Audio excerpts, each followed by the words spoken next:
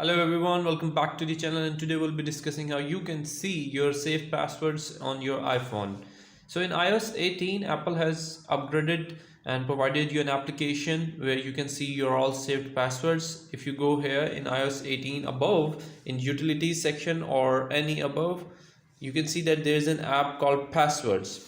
So it stores all your passwords data. If it isn't installed in your phone, what you need to do is go to the App Store and you need to find the password here to find out this app, and you can see that this app will come up. You need to download it. If it isn't in your phone, for iOS 18 upgraded, it is built-in installed within the iPhone. So okay, let's open it up.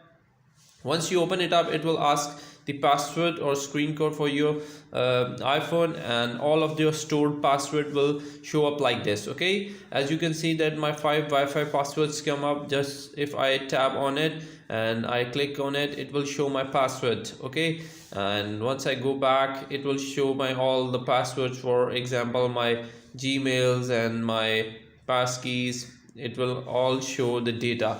So here your all passwords gonna store, and that's how easy it is to remember all your passwords and passkeys and codes. Thank you very much for watching the video. Bye bye.